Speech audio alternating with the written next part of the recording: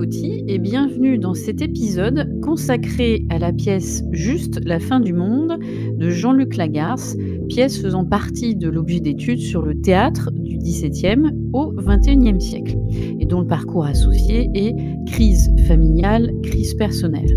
Alors petite précision avant de rentrer dans le vif du sujet pour tous nos lycéens, tous les éléments que nous allons voir ensemble peuvent constituer des points, des arguments que vous allez pouvoir exploiter dans les dissertations possibles proposées pour l'épreuve écrite, mais tous ces éléments-là peuvent aussi constituer des points que vous allez pouvoir intégrer dans votre présentation lors de votre lecture linéaire pour l'épreuve orale.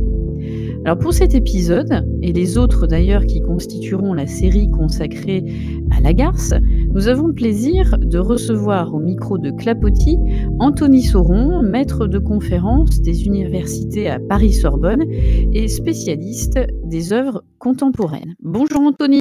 Bonjour Cécile. Alors aujourd'hui, on va s'intéresser à la symbolique du titre de la pièce, Juste la fin du monde, et finalement, comment on peut interpréter ce titre, Anthony ? Je dirais que c'est un titre qui est très énigmatique, et sans doute que Jean-Luc Lagarce l'a voulu ainsi. Il y a plusieurs façons de le lire. Évidemment, un titre, on le lit en principe avant de lire la pièce tout entière, et peut-être qu'on le reconsidère à la fin de la pièce. Donc je pense que ces deux idées sont quand même très intéressantes. La première chose, c'est que quand on dit juste la fin du monde, on pourrait avoir l'impression que c'est une expression presque pour dédramatiser une situation. Et comme on dirait tout simplement, ce n'est pas la fin du monde. Juste la fin du monde, dans ce sens-là, ce serait vraiment une vocation à dédramatiser quelque chose qui pourrait être considéré comme grave. Cependant, effectivement, quand on met en relation le titre avec le contenu de la pièce, on se rend bien compte que juste la fin du monde, c'est exactement ce qui se produit dans la vie de Louis, puisque c'est juste la fin du monde qui est en train d'arriver pour lui, au sens où un monde est en train de s'éteindre puisqu'il va quitter ce monde. Je joue avec le mot monde, mais c'est bien ça l'idée. Donc il y aurait une espèce d'ambiguïté dans ce titre, avec une tension qui pourrait l'amener vers quelque chose de dédramatisant, et d'un autre côté, si on le prend au sens propre, si on prend cette expression au sens propre, elle aurait quelque chose de tout à fait tragique.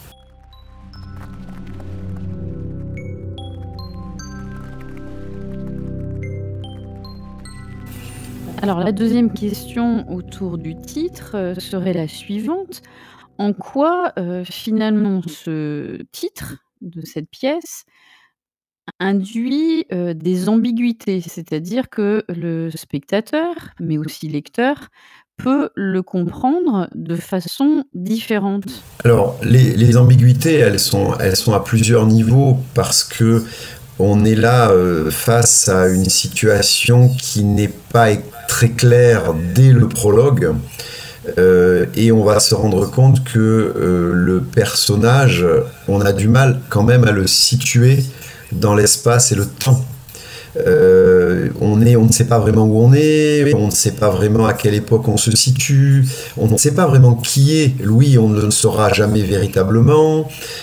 C'est quelque chose qui est assez intéressant. Donc le fait qu'on ait un titre qui soit totalement énigmatique au départ nous introduit dans un théâtre qui ne va pas être un théâtre, disons, réaliste, un théâtre de la représentation, mais plutôt un théâtre de l'évocation, quelque chose où on n'est pas trop sûr de notre position en tant que spectateur. Qu'est-ce qu'on voit ? Est-ce une histoire vraie, une histoire autobiographique, une supercherie ? On pourrait tout imaginer, puisqu'on se souvient que le théâtre, c'est du jeu, et donc souvent de l'illusion. Donc est-ce que, par exemple, la situation serait une situation post-mortem, en quelque sorte ? Est-ce que Louis n'est pas déjà mort et que tout ça se déroule comme une espèce de fantasme ou de songe ? Vous voyez que les choses ne sont pas simples, mais ça laisse quand même une grande marge de manœuvre au spectateur, du point de vue de son imagination, et surtout au metteur en scène.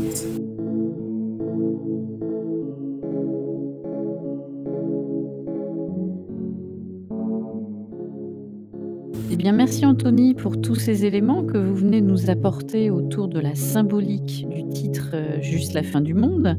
Et bien sûr, n'oubliez pas que tous ces éléments-là, vous pourrez les exploiter aussi bien à l'écrit lors d'une dissertation qu'à l'oral lors de votre lecture linéaire. Je vous dis d'ici là très vite pour d'autres épisodes centrés sur la pièce de Jean-Luc Lagarce et donc je vous dis à très vite sur Clapotis.